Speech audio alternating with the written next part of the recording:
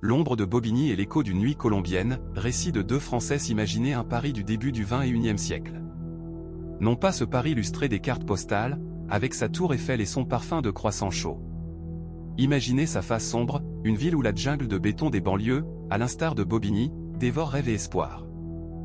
Bobigny, l'une de ces villes satellites de Paris où la vie se mue en une lutte acharnée pour la survie, où les inégalités sociales atteignent leur paroxysme. Ici, dans ce coin oublié de la capitale française, où la diversité ethnique et les difficultés économiques s'entremêlent, une première histoire prend racine.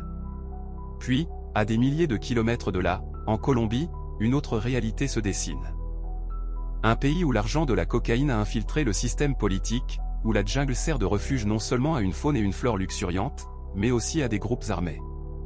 Intrigues, séquestration contre rançon, corruption au sein des institutions, voilà le quotidien d'une Colombie meurtrie par le narcotrafic et une guerre civile qui n'en finit pas. Deux récits, deux facettes d'un monde complexe et interconnecté, où les ombres de Bobigny semblent répondre à l'écho d'une nuit colombienne. Deux France, séparées par la géographie, mais unies par les liens invisibles de la mondialisation, des migrations et d'une lutte acharnée pour la survie.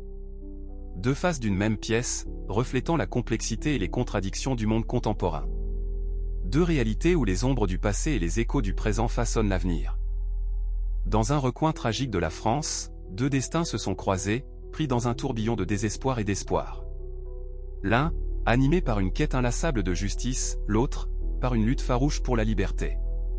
Des fils invisibles, tissés de souffrance et d'aspiration à un avenir meilleur, les ont liés.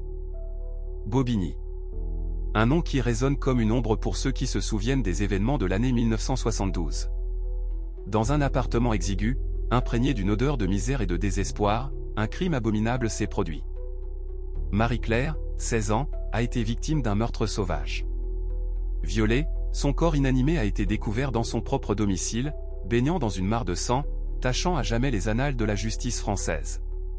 Un crime qui a ébranlé le pays, soulevant une vague d'indignation et mettant en lumière les profondes inégalités sociales et les failles du système judiciaire. L'enquête, entachée d'irrégularités flagrantes, a semblé ignorer les preuves cruciales, conduisant à la condamnation d'un innocent et exacerbant la douleur insoutenable de la famille de Marie-Claire. Cette tragédie, emblème d'une erreur judiciaire qui a hanté la société française pendant des décennies, a ravivé les débats sur la justice et l'égalité devant la loi. Telle une blessure ouverte, l'affaire Marie-Claire rappelle la fragilité de la vie humaine et la facilité avec laquelle le destin d'un innocent peut être brisé. Ce fut un tournant, incitant à une profonde réflexion sur la nécessité de réforme du système judiciaire et l'importance de protéger les droits de chaque citoyen, sans distinction de statut social ou d'origine. Plus qu'une simple affaire criminelle survenue à Bobigny, cette tragédie est le reflet de problèmes sociaux profonds, un cri de justice qui résonne encore dans le cœur de ceux qui aspirent à un avenir meilleur. Elle nous rappelle la nécessité d'une vigilance constante, de la compassion et d'une quête incessante de la vérité, afin que de telles horreurs ne se reproduisent jamais. Les premières heures de l'enquête plongent dans un chaos abyssal. Bobigny, ville figée dans un silence glacial. Un crime d'une sauvagerie inouïe a plongé la police dans un abîme de perplexité. Ici, personne n'a rien vu, personne n'a rien entendu. La peur, telle une étreinte mortelle, paralyse les langues. L'assassin, spectre insaisissable, se fond dans le dédale infini des immeubles gris. L'effet témoin, tragique illustration de l'indifférence collective, plane sur la ville. La présence de nombreux observateurs dilue la responsabilité, étouffant l'élan d'assistance. Un phénomène psychologique, la diffusion de responsabilité, mis en lumière par Bill Latané et John Darley en 1968, suite au drame de Kitty Genovese. Dans ce tourbillon d'ombre et de silence, un jeune inspecteur, Jean-Paul, entre en scène. Ses yeux, brûlants d'une indignation sacrée, reflètent la souffrance infinie causée par la perte d'une jeune vie innocente. Tel un phare d'espoir dans cet océan de désespoir, il incarne la promesse d'une lumière perçant les ténèbres qui enserrent la ville. Sa détermination, nourrie par un devoir professionnel et une conviction profonde, le pousse à traquer la justice, même au cœur des abysses de l'âme humaine. Inspecteur Jean-Paul, chevalier des temps modernes, se lance dans une lutte inégale contre le mal. Son objectif, rendre à Bobigny sa sérénité perdue et traduire en justice l'auteur de cet acte odieux. Un combat pour la vérité, un défi à l'omerta, un serment de briser le silence. Natif de Bobigny, Jean-Paul, imprégné de l'âme de cette ville et connaissant ses codes tacites, fut électrisé par l'affaire du meurtre. Plus qu'un simple homicide, c'était un défi audacieux lancé à la société, un affront à la conscience collective qui exigeait une réponse immédiate. Hélas, les indices, maigres et dérisoires, se moquaient de lui. Quelques cheveux fins, glanés sur les lieux, et des empreintes floues, ne menant à rien. L'enquête, embourbée comme une voiture dans la boue, était dans une impasse totale. La ville, d'ordinaire paisible, sombrait dans un climat de peur et de suspicion généralisée. Les habitants, hier encore des voisins bienveillants, se lançaient des regards méfiants, cherchant dans les yeux de l'autre le reflet d'une cruauté capable d'un tel acte. La question hantait les esprits, qui sera le prochain? Après 6 longs mois de tourments, alors que l'espoir s'amenuisait, l'affaire fut classée. Un mystère irrésolu. Un dossier trop complexe. Les archives s'enrichissent d'un nouveau cauchemar, gravé à jamais dans la mémoire des habitants de Bobigny, tel un rappel que le mal peut se dissimuler dans les recoins les plus insoupçonnés, et rester impuni. La ville, empoisonnée par la peur, ne serait plus jamais la même. Jean-Paul, lui, était assailli de questions qui le rongeaient de l'intérieur, comme une meute de loups affamés. Le meurtre de Marie-Claire, perpétré il y a 20 ans dans la paisible bourgade de Bobigny, demeurait une blessure béante dans son âme. Il ne pouvait se résoudre à l'idée que le coupable courait toujours, menant sa vie, tandis que Marie-Claire avait été privée de la sienne. Avec une obstination quasi maniaque, Jean-Paul se plongea dans le travail. Il éplucha les archives, examina chaque indice, chaque témoignage, tel un archéologue exhume d'antiques ruines à la recherche d'artefacts. Son bureau se transforma en une sorte de QG opérationnel, les murs tapissés de photos, de schémas et de coupures de journaux, autant de rappels de l'affaire non élucidée. Au fil des ans, Jean-Paul s'était mué en l'un des enquêteurs les plus respectés de France, son nom résonnant dans les commissariats de Paris à Marseille. Il avait résolu des dizaines d'affaires complexes, mais l'ombre de Bobigny le hantait toujours, tel un mauvais esprit. Il ne pouvait oublier Marie-Claire, son jeune visage, ses yeux naïfs, sa vie fauchée. Les souvenirs d'elle étaient comme des éclats de verre logés dans son cœur, lui rappelant son échec. Jean-Paul sentait que l'assassin de Marie-Claire était une bombe à retardement, qui tôt ou tard exploserait de nouveau. Les statistiques confirmaient ses craintes, les affaires de meurtre non résolues restaient souvent en suspens, et les tueurs continuaient de sévir, se sentant invulnérables. Selon Interpol, près de 80% des tueurs en série en Europe poursuivaient leurs activités criminelles après un premier meurtre non élucidé. Et voilà que, après 2 décennies, alors que l'espoir semblait éteint, un nouvel indice surgissait. Un détail insignifiant, négligé lors de la première enquête, refaisait surface, telle une prise miraculeuse dans les eaux troubles du fleuve. Au plus profond de lui, Jean-Paul sentait une lueur d'espoir renaître. 20 ans de silence allaient peut-être enfin céder la place à la justice.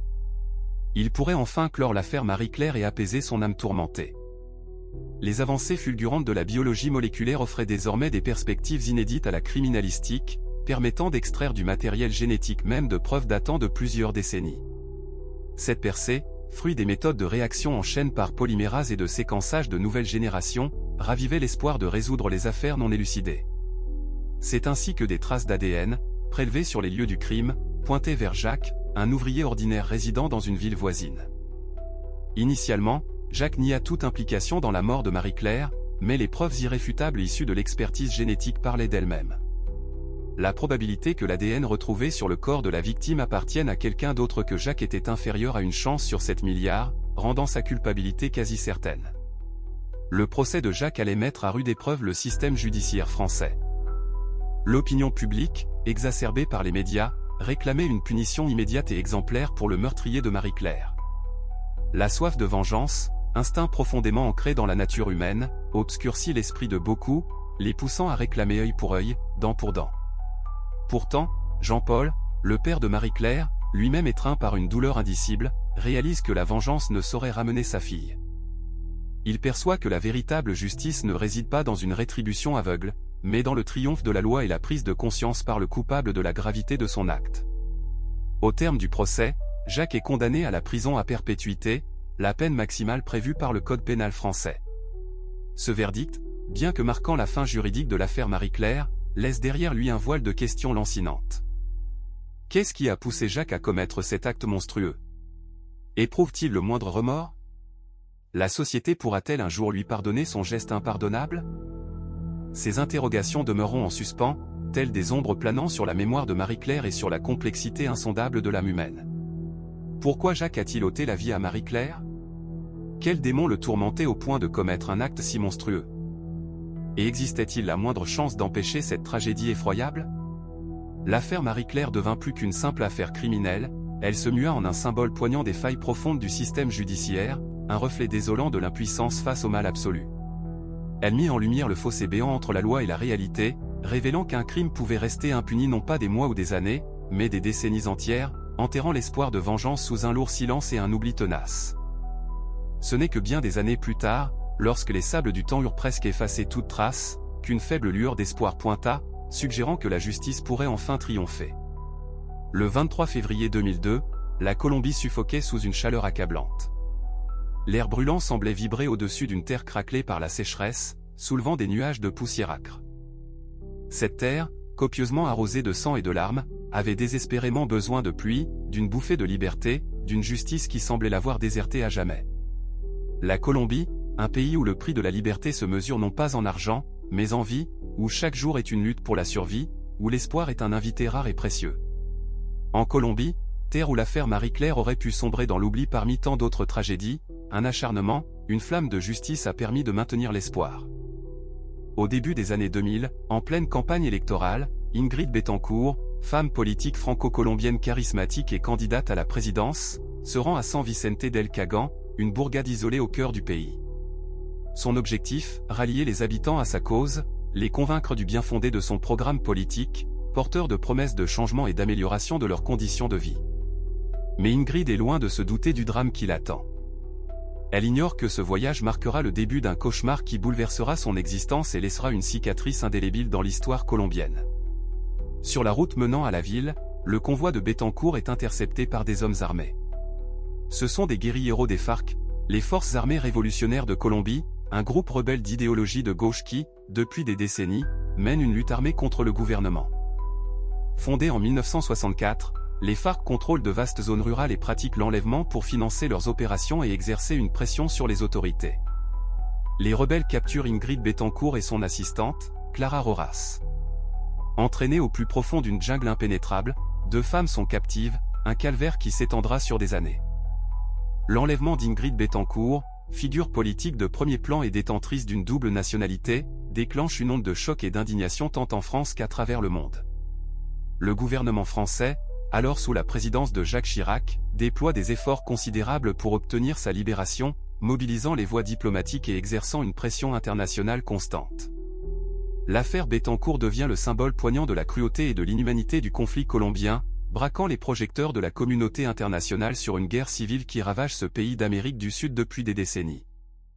Selon Human Rights Watch, plus de 18 000 enlèvements ont été perpétrés par les FARC entre 1970 et 2010, illustrant l'ampleur de la tragédie et le climat de terreur qui a régné en Colombie pendant des années.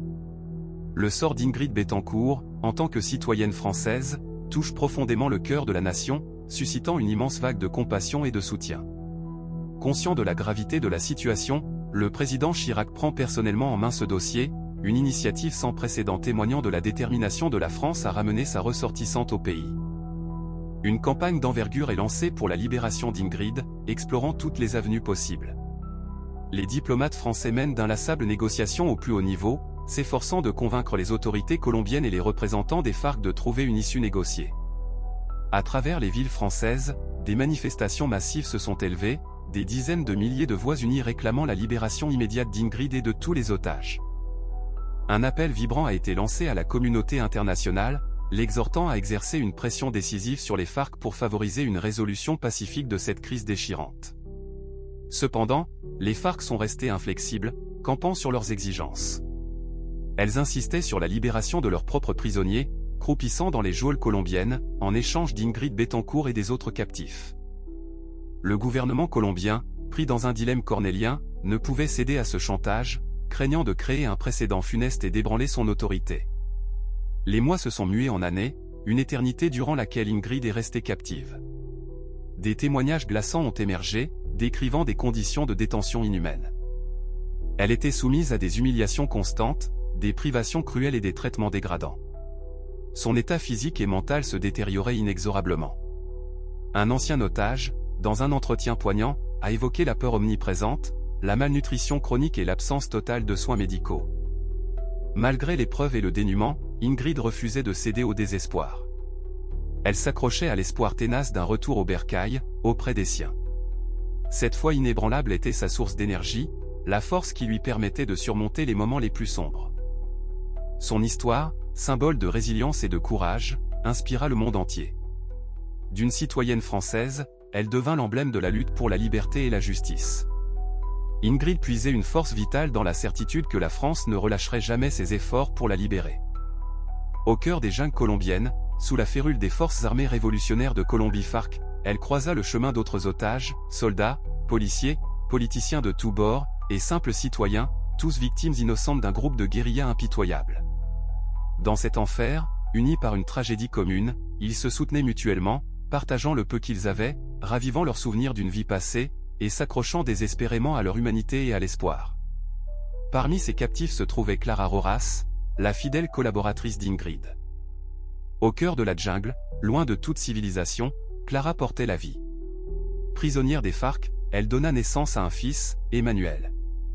Peu après, avec une cruauté glaciale, les guérilleros arrachèrent l'enfant à sa mère, prétextant des soins médicaux urgents qu'ils étaient, disaient-ils, seuls à pouvoir prodiguer.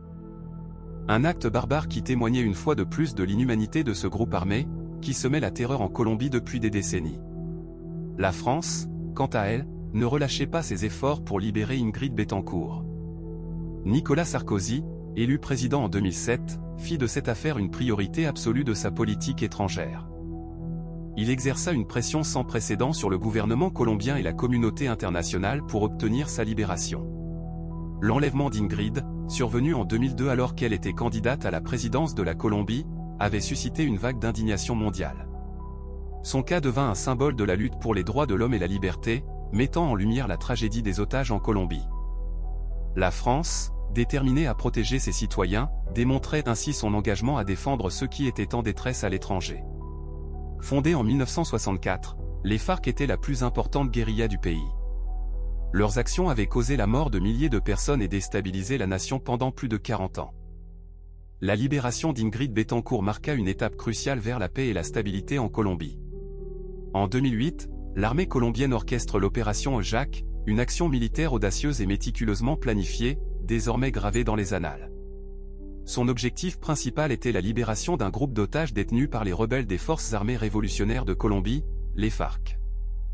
Parmi ces captifs se trouvait Ingrid Betancourt, figure politique colombienne de premier plan et ancienne candidate à la présidence, ainsi que Clara Roras, son assistante, et 13 autres personnes, privées de leur liberté depuis de nombreuses années.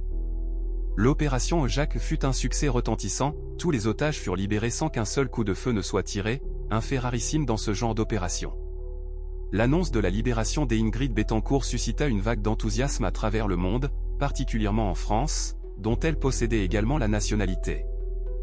Le président français de l'époque, Nicolas Sarkozy, s'était personnellement impliqué dans les efforts visant à sa libération, et son retour au pays fut célébré comme une fête nationale.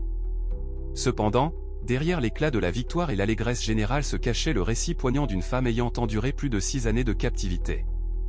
Durant sa détention, Ingrid Betancourt fit face à des épreuves inimaginables, des privations extrêmes et des humiliations constantes. Elle fut confrontée à la trahison, à la cruauté et à un déni total de ses droits les plus fondamentaux. Dans ses mémoires poignantes, Même le silence tue, Betancourt relate avec une force bouleversante les horreurs de sa captivité, la faim, la maladie, la peur permanente pour sa propre vie et celle des autres otages. Elle décrit un enfer où l'espoir et le désespoir se livrent une bataille incessante. L'emprisonnement a dépouillé Ingrid Betancourt non seulement de sa liberté, mais aussi de sa foi en l'humanité. Elle a été témoin d'atrocités et d'inhumanités qui ont à jamais modifié sa vision du monde. Sa libération, bien que victorieuse, porte en elle un goût amer, celui de la défaite. La défaite de ceux qui, pour atteindre leurs objectifs, sont prêts à fouler aux pieds toute morale et les valeurs humaines les plus fondamentales. L'histoire d'Ingrid Betancourt est bien plus qu'un simple récit de survie, c'est un témoignage poignant de la fragilité de l'âme humaine, si aisément brisée lorsqu'elle est privée de liberté et de dignité. C'est un rappel impérieux de la nécessité de lutter sans relâche pour la justice et la défense des droits humains, où qu'ils soient bafoués. Trahie par ceux qui étaient censés la protéger, soumise à une pression psychologique intense, elle a puisé dans ses dernières forces pour préserver un semblant d'humanité, aidant et soutenant ses compagnons d'infortune. L'histoire d'Ingrid Betancourt et l'affaire Marie-Claire Chevalier, en apparence si dissemblables, sont reliées par des fils invisibles de tragédies humaines. L'assassinat d'une jeune femme en France et l'enlèvement d'une politicienne en Colombie, bien que séparés par la géographie et les circonstances, convergent vers un thème commun, la vulnérabilité de la vie et la quête incessante de justice. L'affaire Marie-Claire, survenue à Bobigny, en France, illustre avec force la cécité dont la justice peut parfois faire preuve.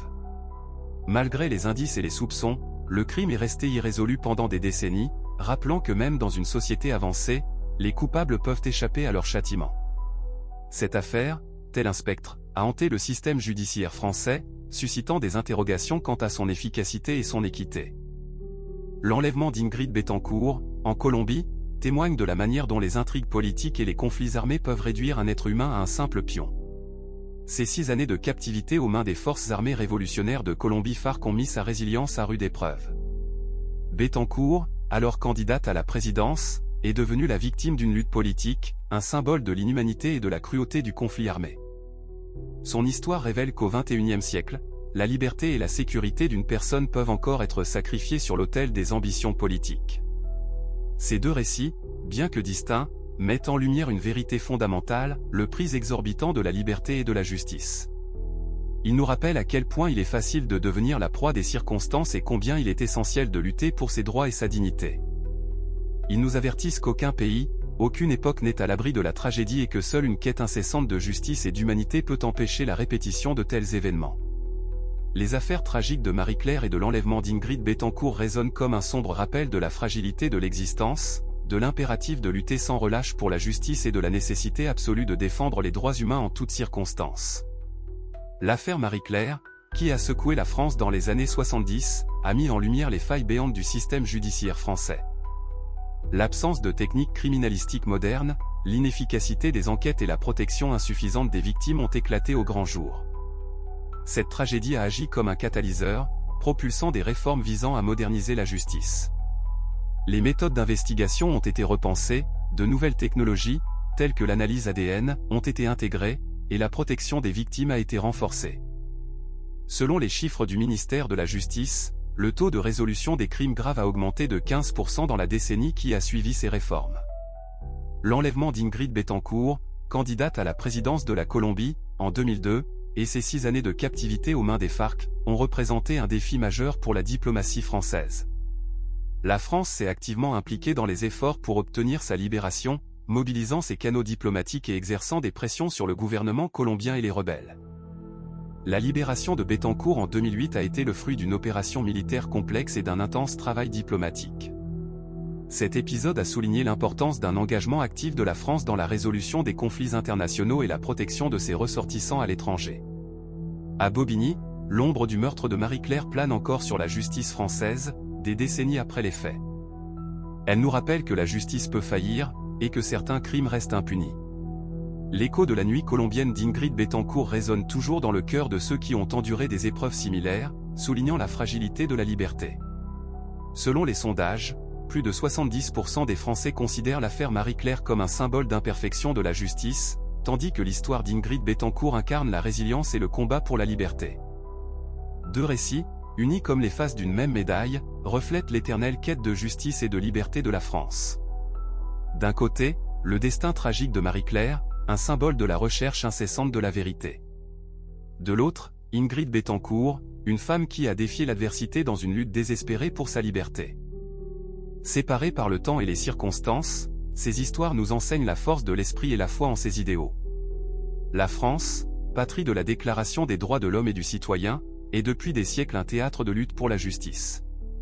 L'affaire Dreyfus à la fin du XIXe siècle, avec l'accusation injuste d'espionnage contre Alfred Dreyfus, un officier français d'origine juive, reste un exemple marquant des profondes divisions et préjugés qui traversent la société. Bien des années s'écoulèrent avant que la justice ne triomphe enfin, réhabilitant pleinement Dreyfus. Cet événement, à l'instar des récits de Marie-Claire et d'Ingrid Betancourt, témoigne que la quête de vérité est une lutte incessante, réclamant bravoure et abnégation. Ingrid Betancourt, femme politique franco-colombienne, fut enlevée par les forces armées révolutionnaires de Colombie FARC en 2002 et séquestrée pendant plus de 6 ans.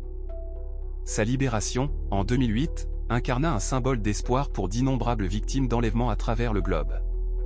Le récit de Bettencourt illustre avec force comment un individu privé de sa liberté peut conserver sa foi en la justice et persévérer dans son combat pour ses idéaux. L'avenir de la France, à l'instar de celui de toute nation, demeure incertain. Quels nouveaux crimes bouleverseront le monde? Quelles nouvelles victimes deviendront les emblèmes de la lutte pour la justice et la liberté? Seul le temps nous le dira. Néanmoins, il est indubitable que les histoires de Marie-Claire et d'Ingrid Bettencourt resteront gravées dans la mémoire des générations de Français, rappelant le prix élevé qu'il faut parfois acquitter pour défendre ses droits et ses convictions. À Paris, ville lumière et d'amour, se dissimule une face sombre où les inégalités sociales et la criminalité offrent un contraste saisissant avec l'image idéalisée. Ce décalage révèle des problèmes profonds, tapis dans l'ombre des monuments emblématiques. L'ombre de Bobigny, métaphore des crimes impunis, plane sur la ville. Elle contraste avec la lumière d'Ingrid, symbole d'espoir et de triomphe de l'esprit humain face à l'obscurité. Cependant, cette lumière ne parvient pas à dissiper entièrement les ténèbres, rappelant les problèmes non résolus et l'injustice persistante. Le sang de Marie-Claire, écho des violences et des tragédies, résonne jusqu'au fleuve de cocaïne en Colombie. Partout, le sang marque la souffrance humaine, mais à Paris, il s'agit d'une tragédie individuelle, tandis qu'en Colombie, il est lié aux problèmes politiques et économiques qui alimentent le trafic de drogue et la violence. Des affirmations provocatrices et des questions rhétoriques résonnent dans le silence des rues parisiennes, invitant à réfléchir à la responsabilité sociale face au crime. Ce monde, où la cruauté et l'indifférence sont devenues monnaie courante, a engendré un monstre. Ces paroles soulignent que la société, en s'enlisant dans l'indifférence, peut devenir un terreau fertile pour la criminalité. Ils sont la preuve vivante que même dans les moments les plus sombres, l'espoir meurt en dernier, et que la lutte pour la justice et la liberté est une partie essentielle de l'existence humaine. Des questions planaient, lourdes et insolubles. Pourquoi Jacques a-t-il commis cet acte? Qu'est-ce qui l'a poussé à une telle extrémité? Aurait-on pu éviter l'irréparable? Il n'existe point de réponse simple, car elle révèle la complexité de l'âme humaine et la multitude de facteurs qui peuvent mener au crime. Pour tenter de comprendre, il faut plonger au cœur des enjeux sociaux, psychologiques et économiques qui façonnent nos comportements. La libération d'Ingrid, une victoire amère. Victoire, car la justice a triomphé. Amère, car Marie-Claire a péri. Ce paradoxe nous rappelle que même dans le succès, le coût humain ne doit jamais être oublié. Ce contraste saisissant est à l'image de Paris lui-même, ville où le sublime et l'abject coexistent, où la lumière danse avec les ténèbres. Un échec de l'humanité, un échec de la conscience. Ces mots résonnent comme un glas funèbre, nous rappelant le prix terrible que l'on paie parfois pour une liberté illusoire. Une liberté souillée par le sang et pavée de souffrance cesse d'être une bénédiction, se transformant en une malédiction qui ronge l'âme. L'avenir, voilé d'un mystère impénétrable, nous confronte à une question lancinante: quelles nouvelles horreurs, dépassant en cruauté tout ce que l'humanité a connu, menacent la France et le monde? Cette interrogation, suspendue comme une épée de Damoclès, infuse un sentiment d'inquiétude et de pressentiment d'une catastrophe imminente. L'histoire, riche en enseignements amers, révèle que la quête de liberté peut parfois engendrer les pires des tyrannies. La Révolution française, portée par les idéaux d'égalité, de fraternité et de liberté, fut rapidement noyée dans le sang de la terreur jacobine. Des milliers de vies innocentes furent sacrifiées sur l'autel de la Révolution, et les principes de liberté et de justice furent foulés aux pieds. Le règne de Robespierre, figure intransigeante de la vertu, fut marqué par des exécutions de masse et une répression politique implacable. Les historiens estiment que des dizaines de milliers de personnes furent victimes de la terreur, une période sombre et douloureuse de l'histoire de France. Victor Hugo lui-même, dans son roman 93, a décrit la phase tragédique de la Révolution, où les idéaux se confrontent à la dure réalité des luttes politiques. Des tragédies similaires se sont reproduites dans d'autres nations, témoignant de la fragilité de l'équilibre entre idéal et réalité. La révolution russe du début du XXe siècle, qui renversa la monarchie, mena à l'établissement d'un régime totalitaire qui coûta la vie à des millions de personnes. L'aspiration à un avenir radieux se transforma en le cauchemar du goulag et des répressions massives. Le génocide cambodgien, orchestré par le régime de Pol Pot, démontra comment une idéologie démente peut mener à l'anéantissement d'un peuple entier. Près de 2 millions d'individus furent victimes de ce régime barbare, qui ambitionnait de bâtir une société communiste l'idéal. Ces exemples tirés de l'histoire témoignent que la liberté, dépourvue de repères moraux et de respect pour la vie humaine, peut se muer en son contraire, une tyrannie cruelle et une violence généralisée. C'est pourquoi il est essentiel de se souvenir du prix que nous payons pour la liberté, et de veiller à ce qu'elle ne se transforme pas en malédiction, mais demeure un bienfait, offrant à chacun la possibilité de vivre dans la paix, la justice et la concorde.